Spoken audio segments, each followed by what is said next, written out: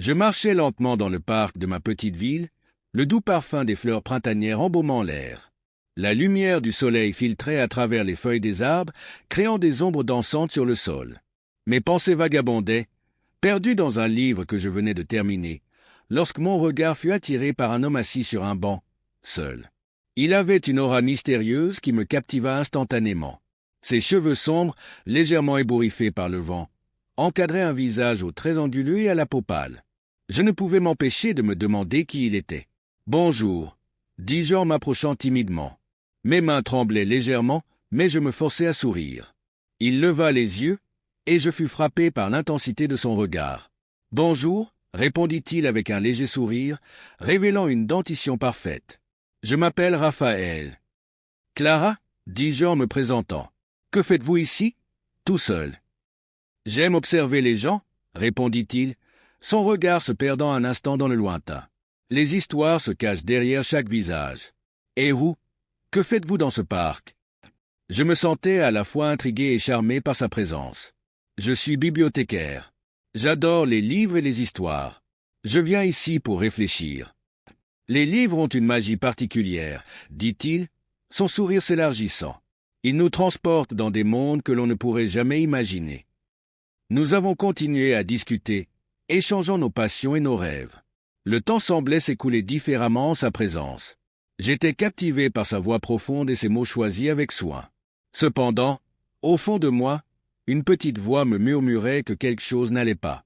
Les jours passèrent, et chaque rencontre avec Raphaël nourrissait une connexion que je n'avais jamais ressentie auparavant. Pourtant, je commençais à remarquer des détails troublants. Lors d'une promenade, il évitait soigneusement la lumière directe du soleil, se plaçant toujours à l'ombre.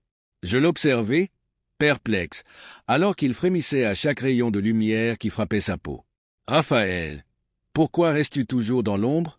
lui demandai-je un jour, son regard se détournant. « C'est une simple préférence, » répondit-il, son sourire s'effaçant légèrement. « Je me sens plus à l'aise dans l'obscurité. » J'acceptai sa réponse, mais au fond de moi, un sentiment d'angoisse grandissait.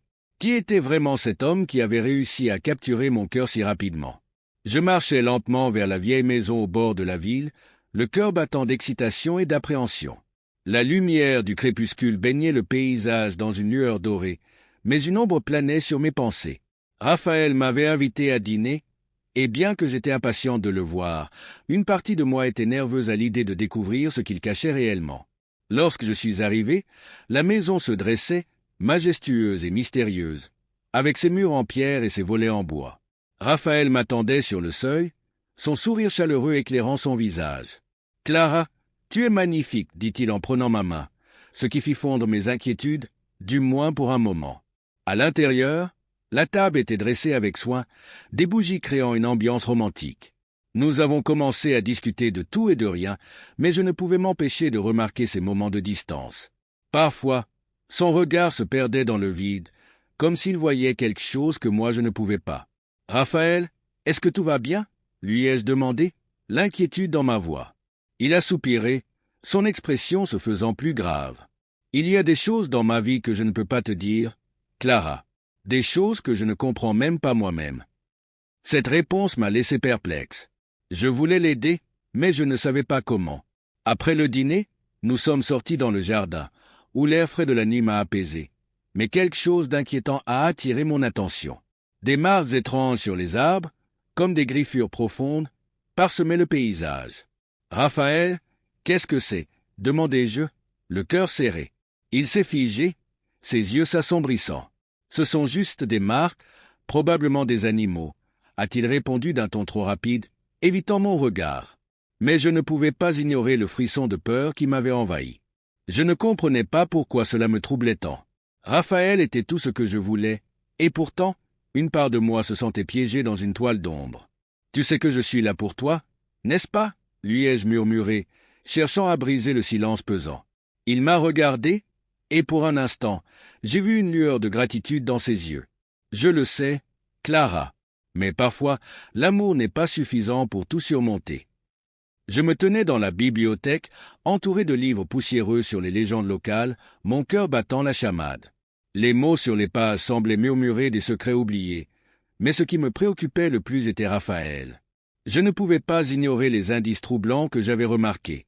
J'avais besoin de réponses et je n'avais pas l'intention de rester dans l'ignorance. « Clara, tu es encore plongée dans tes livres ?» dit ma collègue Lucia, interrompant mes pensées. Je levai les yeux, hésitant.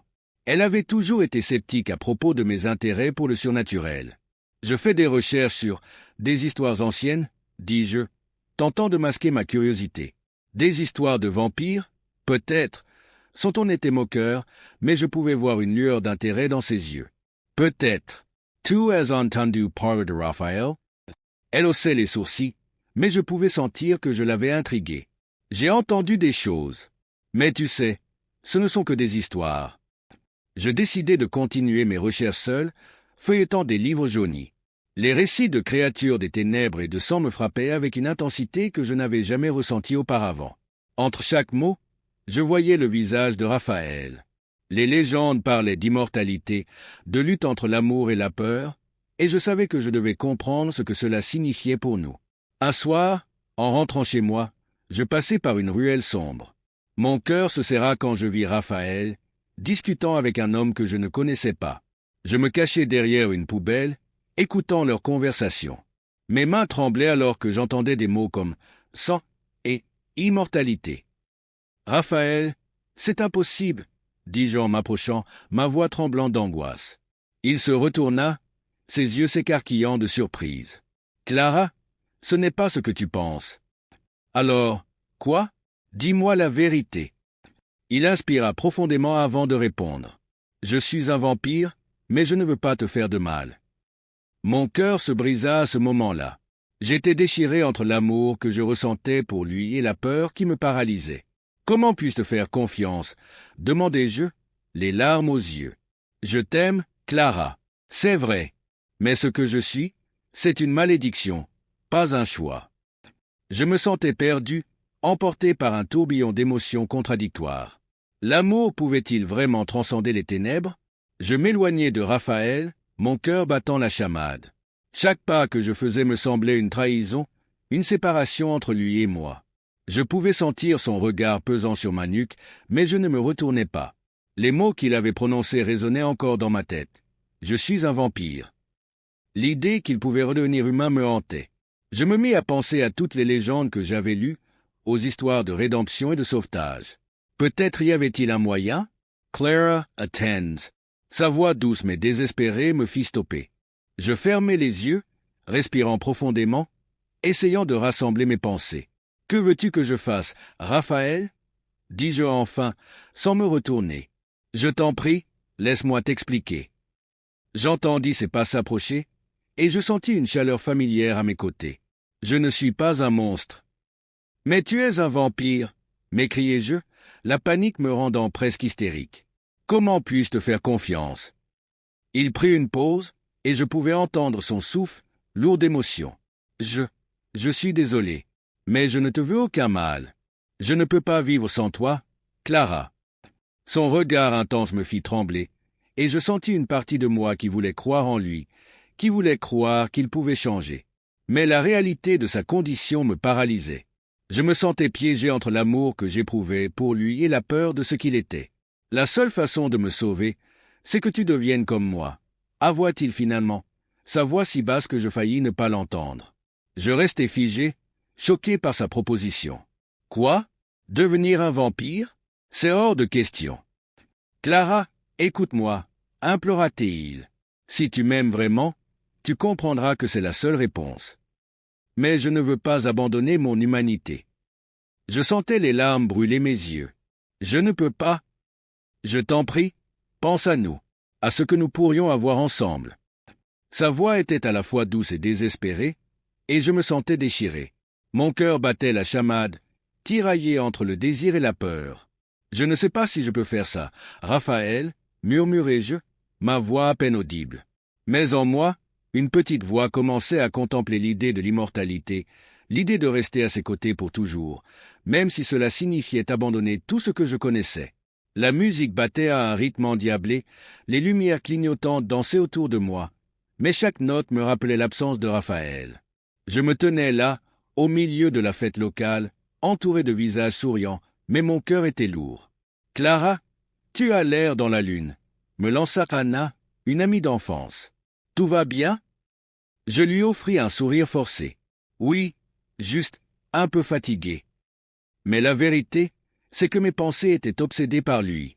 Raphaël, avec son charme mystérieux et son regard perçant, me hantait. Les rumeurs sur un tueur rôdant dans la ville me terrifiaient. Je ne pouvais m'empêcher de m'inquiéter pour lui, même si une petite voix dans ma tête me disait que je devrais avoir peur de lui. « As-tu entendu parler de ce tueur ?» demanda Anna, frissonnant. « Ils disent qu'il attaque des jeunes femmes, et personne ne sait qui c'est. Ça me fait froid dans le dos. » Je hochai la tête, la gorge serrée. « Oui, j'ai entendu. C'est horrible. » Mais mes pensées se tournaient toujours vers Raphaël. Que faisait-il pendant ce temps? Était-il en sécurité? Finalement, après quelques verres de punch, je pris une décision. Je devais le retrouver. La fête perdait son éclat, et ma seule préoccupation était de m'assurer qu'il n'était pas impliqué dans ces événements terrifiants. J'évitai la foule et me dirigeai vers sa maison, le cœur battant à tout rompre. En arrivant devant la vieille porte en bois, un frisson me parcourut le dos. Que devrais-je dire? Je n'étais pas certaine de ce que je voulais découvrir. Mais je savais que je ne pouvais pas rester là, à m'inquiéter pour lui, sans rien faire. Je frappai à la porte, mon esprit en proie à un tourbillon d'angoisse et d'espoir. « Raphaël, es-tu là » appelai-je, ma voix résonnant dans le silence de la nuit. L'angoisse me rongeait tandis que j'attendais une réponse. Je me tenais là, dans cette maison ancienne où la poussière dansait dans les rayons de lumière, le cœur battant à tout rompre. Chaque pas que je faisais résonnait comme un écho de mes doutes. Raphaël, accroupi dans le coin sombre de la pièce, semblait plus désespéré que jamais. Ses yeux, habituellement si captivants, étaient maintenant empreints de tristesse et de frustration. « Clara, écoute-moi » s'exclama-t-il, sa voix tremblante. « Je ne suis pas celui que vous pensez. » Je secouai la tête, mes pensées tourbillonnant comme une tempête. « Comment peux-tu dire cela? Les preuves sont là. Raphaël. » Je pointai du doigt les traces de sang sur le sol, les marques de lutte sur les murs. « Comment peux-tu être innocent? » Je ne sais pas comment cela a pu arriver, mais je ne l'ai pas fait. Il avançait lentement vers moi, les mains levées en signe de paix. « Je t'aime, Clara. Je ne ferai jamais de mal à qui que ce soit. » À cet instant, la porte de la maison s'ouvrit avec fracas, et un groupe de villageois entra, armés de fourches et de torchets. Je me sentis piégé, au milieu de leur colère et de leur peur. « Là !» cria Ellen Dizem pointant à Raphaël. « C'est lui le tueur. » Mon cœur se serra. « Non !» Je me précipitai devant lui, levant les mains. « Ne le faites pas.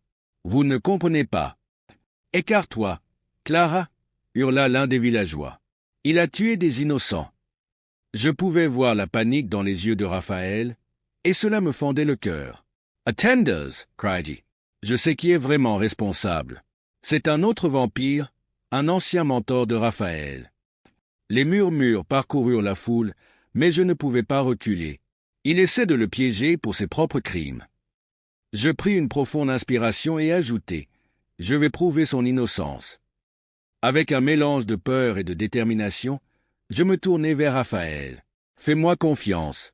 Je vais te sauver. » Je savais que je prenais un risque, mais l'amour peut parfois nous mener à des choix impossibles. Je me mis en quête de la vérité, prêt à affronter les ténèbres pour protéger celui que j'aimais, même si cela signifiait plonger encore plus profondément dans l'inconnu. L'histoire d'horreur de la femme qui est tombée amoureuse d'un vampire.